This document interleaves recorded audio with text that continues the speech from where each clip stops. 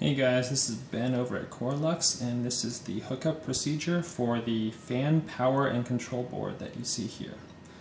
First of all, you're going to want to connect your 12 volt supply to the board,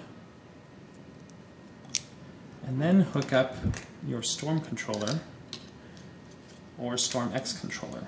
The Storm controller has two fan control outputs, and they happen to be on channels 4 and channels 5. So hooking up a jumper cable to channel 4 and a jumper cable to channel 5.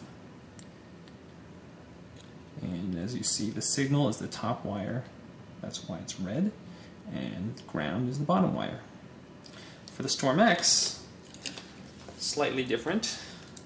Storm X, the pin is D9, and if you look closely at the silk screen on the motherboard, you'll see that it's marked. D9 is actually this second pin from the bottom left, and ground is the bottom left, so it would hook up just like that.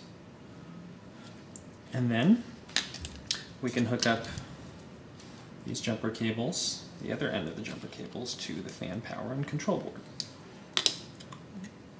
Here we have the board, and let's take the first channel, which is channel 4 on the Storm, and connect it to the first input. And we'll take channel 5 of the Storm and connect it to the third input.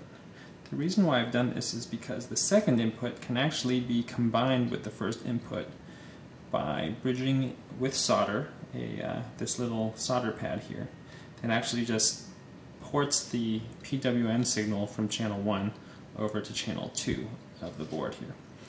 Now let's go ahead and connect the fan. So you'll notice that this fan I'm using, it's a 4-wire fan. We have the black wire is obviously ground, red is for the voltage, which is typically 12 volts.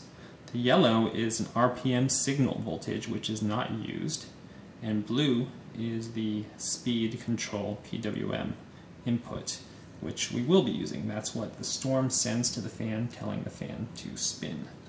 And I'll connect that to the first channel, and as you can see, the fan is starting up. Now, just going through the firmware here, I'm going to go into Setup, and I want to go to the menu that asks if I want to use channel 4 and channel 5 as a fan. And I'm going to change that to yes. And go back to PWM for the day. And now channel 4 and 5, the signal has been converted into 25 kilohertz PWM from 1 kilohertz PWM.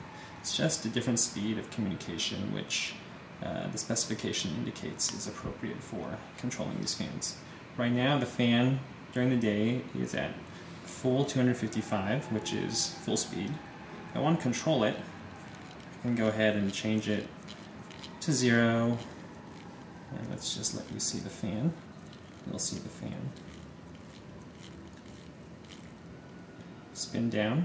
There's a little bit of lag because it has momentum, but eventually the fan stops. And just to show you the control that's available here, I'll use this piece of paper so that you can hear the fan spinning up, and I'm going to turn up the speed of the fan. There is a minimum value which you'll want to find for your particular fan. As you can see here, it's at 22 out of 255, and yet the fan still isn't spinning. So let's find that minimum value. It looks like it's about 40, and just to be safe, if you're going to use that as a nighttime setting, I would set it a little bit higher, so the fan is sure to be able to overcome its at-rest momentum, or inertia, I should say. So here's the fan. You can hear the speed, and I'm just going to crank it up. And you'll hear the frequency increase as the fan speed increases. Here we're at 105.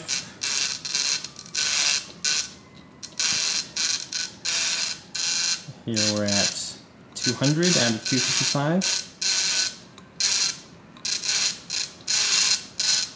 And here we're at a full 255. That's full blast for the fan. And there you have it. That is a rundown on the functionality of the fan power and control board available at Coralux.